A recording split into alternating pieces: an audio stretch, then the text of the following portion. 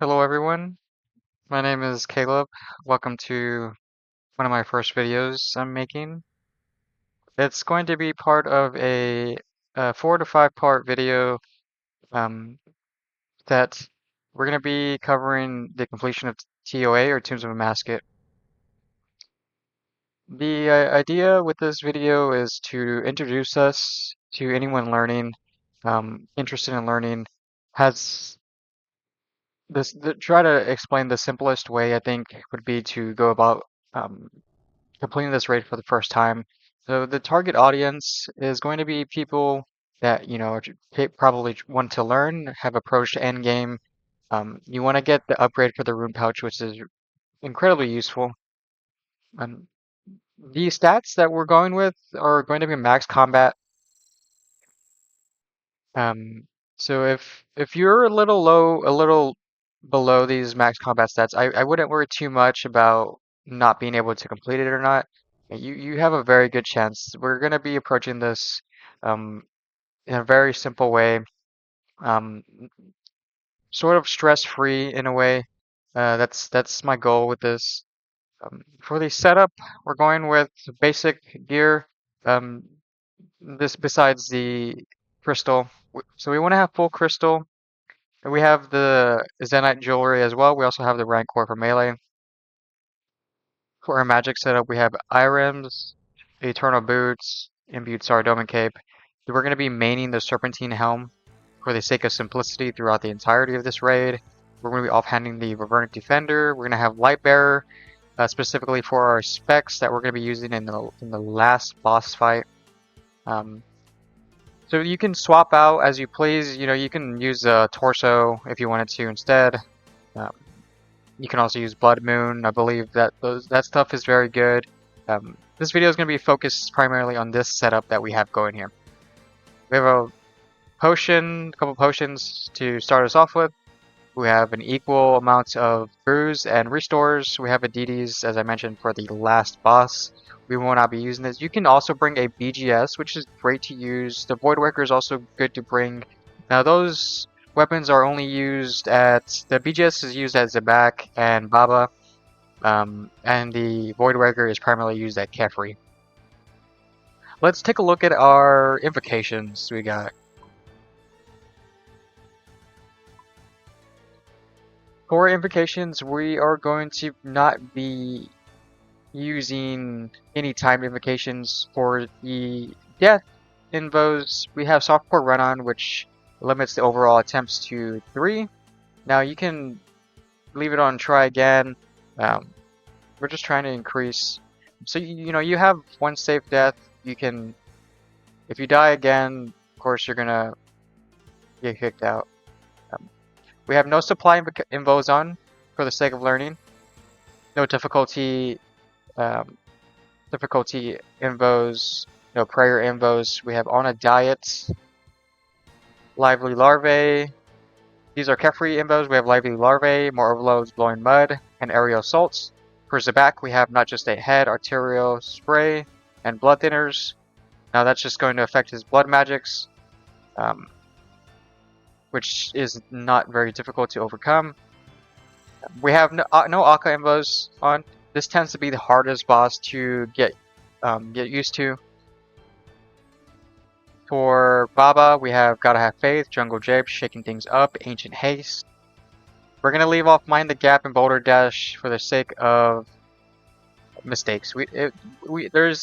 There's always possibility to make mistakes in these raids, no matter how good you are. Excluding these 2 invos is going to make it a lot easier to survive the encounter. For our Wardens, we have Ancient Haste, Acceleration, Penetration. We're going to leave the speed invos off for now. Now you can play with this as you need, as you want. This is just we're just trying to survive this raid the easiest way possible. So let's start off. We're gonna. So I'm gonna start off by drinking the super combat and ranging. My stats might go down a little bit as I try to explain, since it's gonna be a 4-part video. Uh, we're gonna be losing some stats. I could have also anglered, but I'm just going to go in. For this room, I'm going to be covering what kind of plugins we could be utilizing before each room. This is not a timed raid, so we don't have to worry about time. So for Path to Corundus, we want to go to the um, I believe it's a Tile plugin, Tile packs. Type in TOA. Now we have a few of them. We have TOA as a back. You can add that. I don't specifically use that. I only use the TOA as a back puzzle. I would say that's probably the only plugin we need for this room. Um, so as soon as we go in this room, the timer starts, the encounter starts. So the crocodile spawn timer starts. We want to try to complete this puzzle as fast as possible to negate some of the damage taken. The crocodiles eating the palm of resourcefulness. We want to avoid all of that. I'm going to be approaching this in a way that's a very quick way to overcome, to complete this encounter, this puzzle. So let's go in. As soon as we go in, we're going to go through the barrier. We're going to run towards this water container. We're going to drop our ranging pot, whatever potion you want. We're going to be coming over here, trying to not land on one of the ones that have poison coming down path. We're going to use that. As soon as we get it, we're going to go to the power of resourcefulness. We're going to use the water container, get it set up to use on the waterfall. We're going to get it set up again to use back on the palm of resourcefulness as soon as we're done. So you have the poison spawn. We're going to wait a little bit. Go again.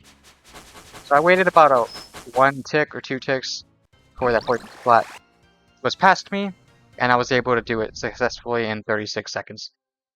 The idea is so the poison is coming down each of these lanes. The plugin specifically marks these two beginning lanes and the 2 last lanes on the left side or the south side. So as you notice, I came right over here. I avoided the poison coming down the lane. I filled it up. I ran back instantly, and then sequentially it went to the other waterfall. So it's pretty simple to do that. I can explain it more thoroughly in other rates, but if you approach it as try to do it as quick as the example I provided, you're never gonna fail it. Now you may get hit once coming down this one if you miss a couple ticks. You just have to come to this waterfall and do it. And since we have ancient magics as well, I forgot to mention that we're using that in the beginning. We can also freeze the crocodiles and heal off them as well. Let's go into the room. We picked up our range pot. We're ready to go. We're gonna have to drop something as soon as we get in to put our Bowfa on. Let's drop a restore. Let's get ready to start attacking him. He has 2 attacks, mage and range.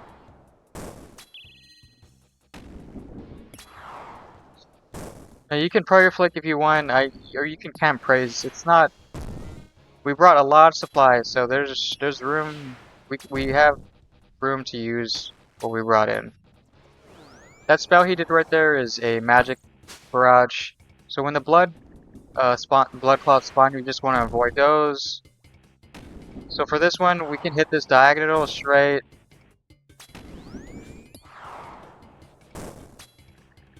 You can hit a diagonal and down the adjacent tiles.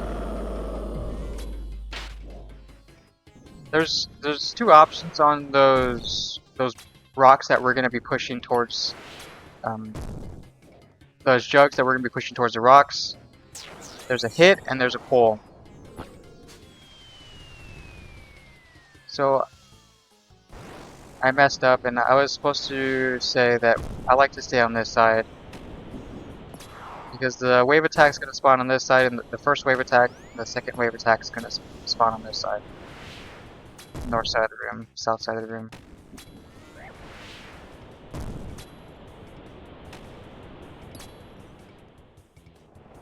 We're killing him very quick, so we're going to have to set up our jugs again.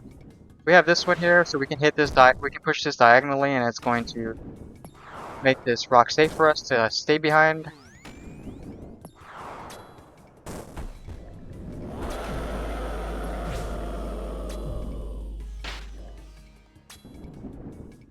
I'm gonna use a restore. I'm not gonna use a brew yet, because I feel like we possibly be okay. But if you feel like you need to, definitely use your brews and use your restores. We have a lot of supplies to use.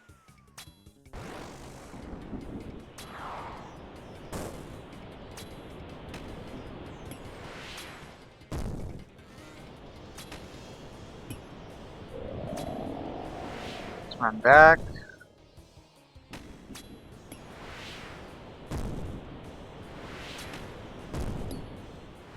Now it's final phase.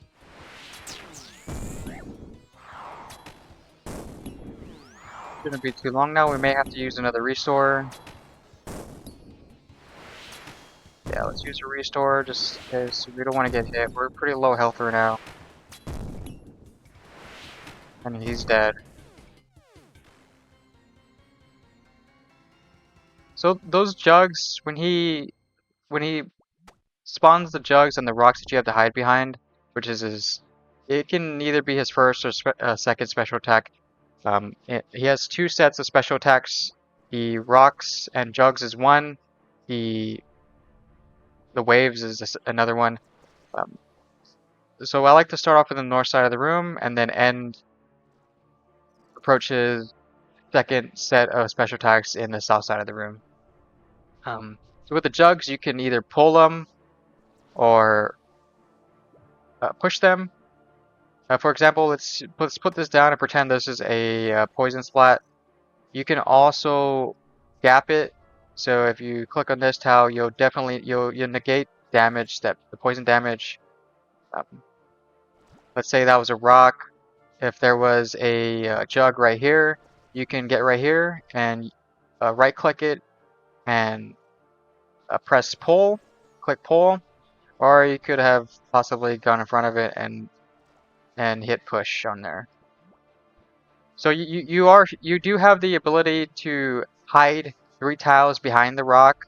So even if you were to have your Bowfa on, press push the rock and then shoot it, you would have to have shot it instantly so that you can get these tiles safe to hide behind.